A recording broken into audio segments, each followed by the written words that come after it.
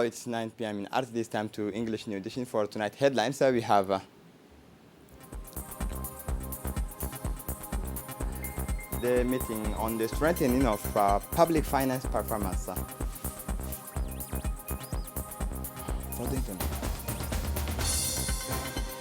For the international scene, President Ruto promises to get Kenya out of debt.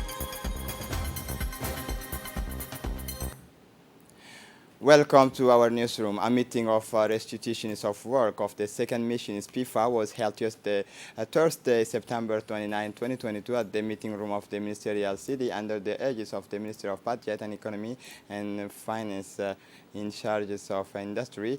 The meeting was attended by the President of the Court of Audit, the Secretary General of the Ministries, the Director of Public Desk, External Financing, the PIFA mission team, representatives of technical and financial partners, EU, AFD, banks, and World Banks. This exercise is part of the framework for strengthening the administration's financial systems by putting in place a mechanism for good governance between the administration and its citizens. These evaluations will also identify the weaknesses of public expenditure management in order to present the different evaluation indicators on the optimizations of public finance management and more specifically on the management of the state budget. This second health mission is aimed at continuing the collections of information needed for the evaluations as well as the related documentation was concluded satisfactorily with the contributions of all the key authorities and actors. The launch of the project to support justice funded by the United Nations Development Program was held this morning in the meeting room of the Institute of Diplomatic Studies. This ceremony was chaired by the Secretary General of the Ministry of Justice, Mr. Makki Omar Abdul Qadir. The ceremony was attended by the UNDP representative in Djibouti, Ms. Emma Ano, and the Director General of the National Agency of the State Information System, Mustafa Muhammad Ismail. The general objectives of the project is to support the efforts of the government in improving the capacity of the state bodies of Djibouti in economic, financial governance, and more specifically in planning and monitoring evaluations through the implementation of an integrated systems for the steering of the economy. For his part, the Secretary General of the Ministry of Justice, Makki Omar Abdul Qadir, was proud of the good progress of this first day, and he explained to them the work to be done and the objective is aimed at during the workshop. Also present, the first President of the Court of Appeal, Mr. Nim'a Ali Warsama, the senior officials of the Judiciary, the Gendarmerie, and the Penitentiary Agents.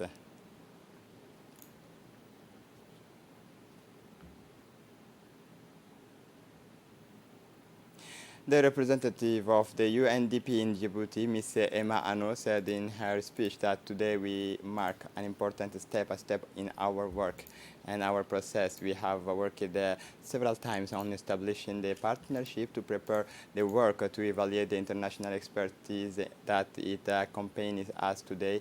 We concretize the start of this important project, and I would like to rejoice with you. The Director General of ANSI, Mustafa Muhammad Ismail, said that the collections of information prior to the agency has provided the technical partners, including the European Union, UNDP, elements of information on the information system of the digital in terms of issues, challenges, but also potential. For her part, the President of the Court of Appeal, Ms. Nim'a Ali Warsama, indicated in her interview that the support to justice is a project that was launched with the support of the European Union and UNDP. We have already had a first phase of this project, and this phase consists of the digitalizations of justice. It is a project that we have been waiting for some times, and we are happy to see the launch of this project. as part of the strengthening of the partnership between the National Agency for Persons with Disability and the United Nations System Organization, the Director General of the National Agency for Persons with Disability, Mr. Douali Saeed Mahamoud, met yesterday morning with the resident coordinators of the United Nations System in Djibouti, Mr. Jose Barahona, in the meeting room of the agency. This partnership meeting is a part of the improvement of the living conditions of the disabled people and the respect of their fundamental rights. Both parties are willing to work together to carry out the commitment and obligations between the two parties. The meeting was attended by the technical advisor of the Director General of NPH, Mr. Mahdi Ibrahim Hassan, the Director of Study Statistic Planning, Mr. Arafo Mahamoud, and the project manager.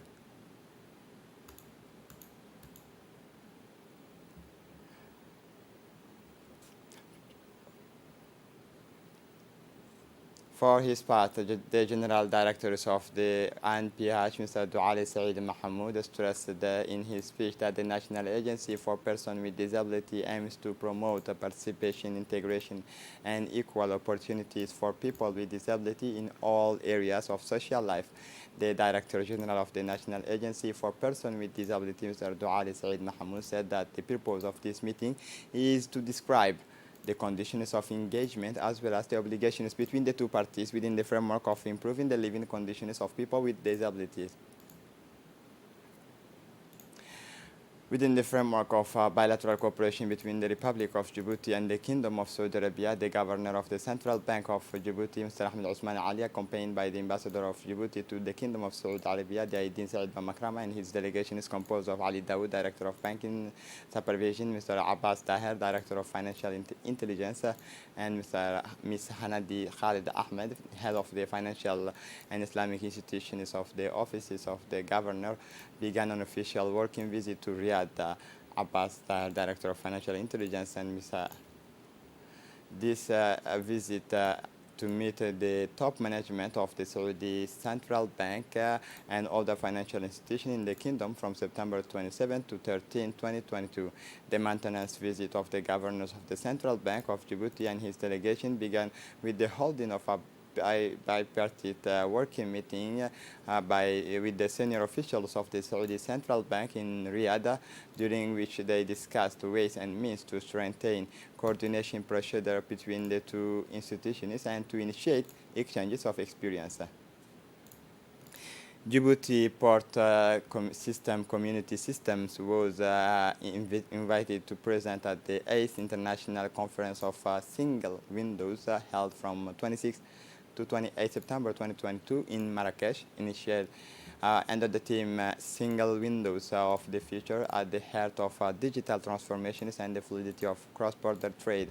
During this intervention, Mr. Wassama Mohamed Bouh, Director General of the DPCS, exposed the multiple advantages of the electronic platforms of the port community of Djibouti, which simplifies procedures for economic operators in his country, such as importers, exporters, shipping agents, and to perform all the procedures in a single system. Subsequently, during the various speakers, Isaias Gotasefu, Ambassador Extraordinary and Plenipotentiary of the Federal Democratic Republic of Ethiopia, praised the leading role that the port of Djibouti plays for the fluidity of Ethiopian trade and the digitization of the systems of the port community for better efficiency.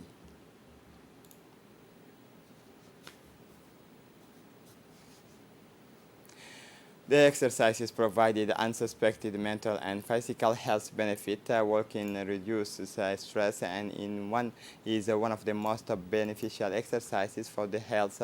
It is in this context that the King Fahd Sports Complex hosts every Wednesday evening an outdoor physical activity program for youth, senior, and veteran sessions of 1 hour or more are offered. Each session consists of a warm-up phase, working, recovery, and flexibility phase. Each session is built around the results to be achieved with the progression through the year. The progression is accompanied by a follow-up and with the evaluation tests. The educator proposes different variations on the exercises according to the possible pathologies that some participants may have.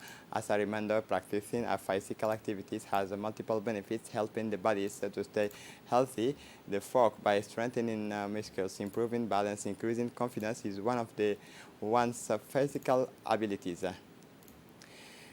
In Obok, final stage of the awareness campaign among young people to register to vote Wednesday, the delegation is of the Ministry of Youth and Culture, whose mission is to raise awareness among young people, the first time voters to register to vote, and its towers in the regions of Obok after the courtesy visit with the high authorities of the region, namely the Prefect Abdul Malik Mohammed Benoita, the President of the Regional Council Mohammed Hamad Ismail, and the Ministry of Youth and Culture team accompanied by the Vice President of the Regional Council of Obok, Mr. Ahmed Ali Sheikh, the Sub-Prefect, Mr.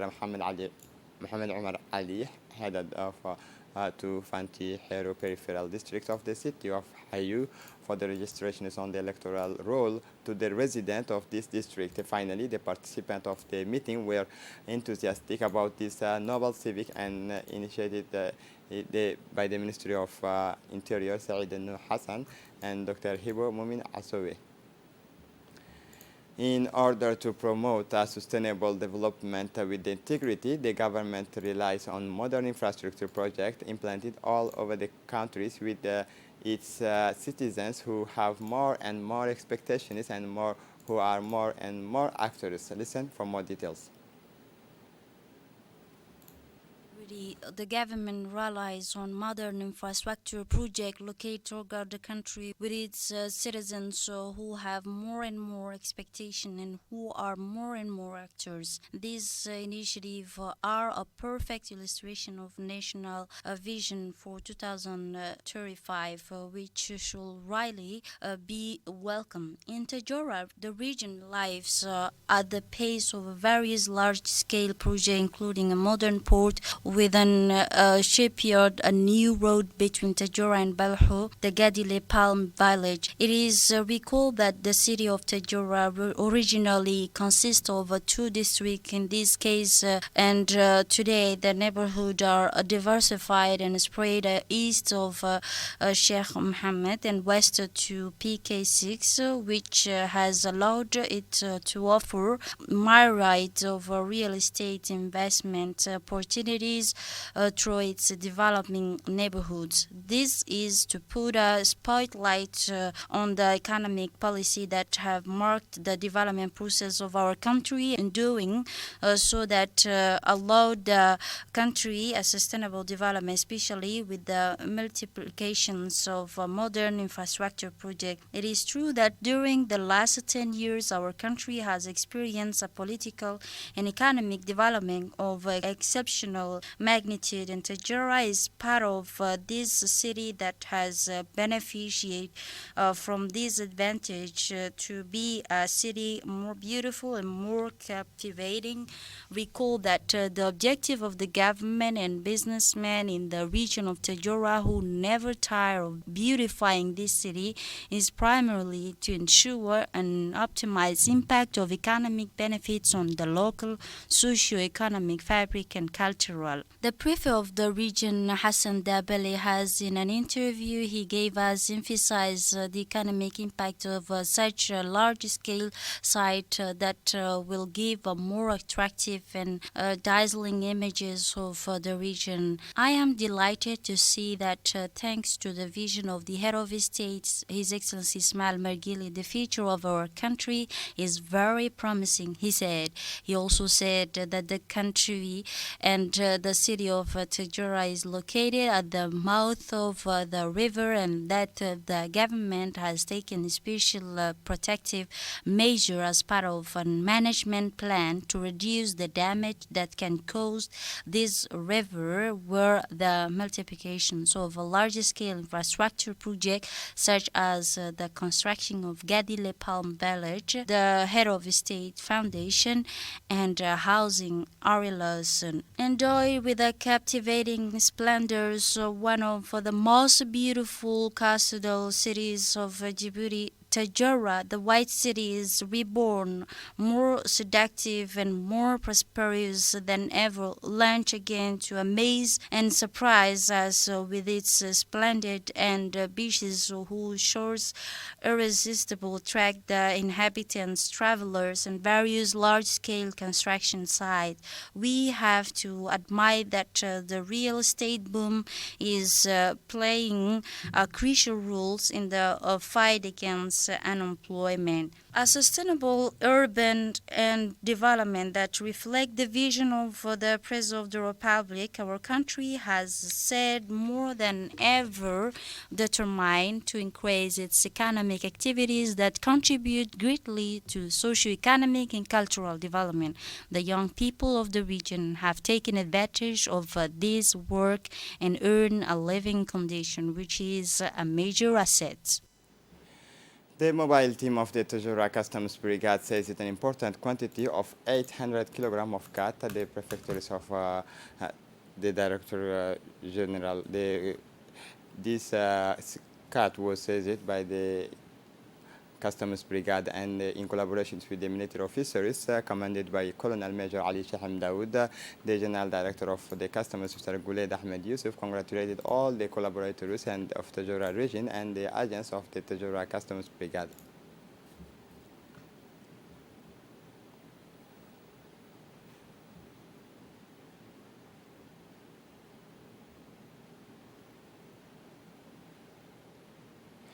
For the international scene, 2022 World Cup in Qatar, COVID test is required on arrivals. Listen to the report. 22 World Cup in Qatar, COVID tests require on arrival. Soccer fans hoping to attend this year's World Cup in Qatar will be required to present proof of a negative COVID test upon arrival, regardless of their vaccination status, as the host country seeks to limit the spread of the virus. Fans aged 6 and older will have to provide a negative test results from within 48 hours of arrival or an official rapid test within 24 hours.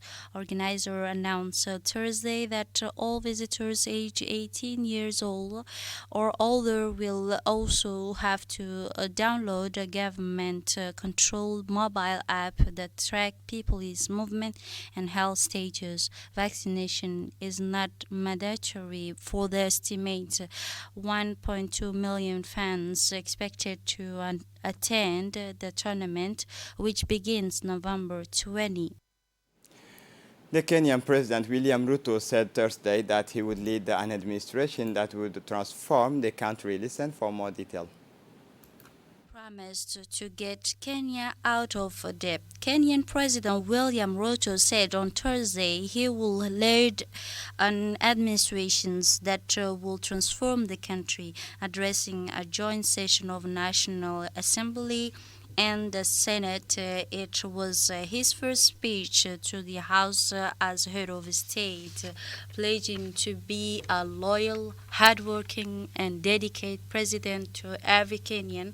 Dr. Ruto said radical change must be made to the country's financial management in order to curb the spiraling debt. I have asked the Treasury to work with the ministries to find saving of the 300 billion in the budget, he said. William Ruto became president after winning a very close election last month.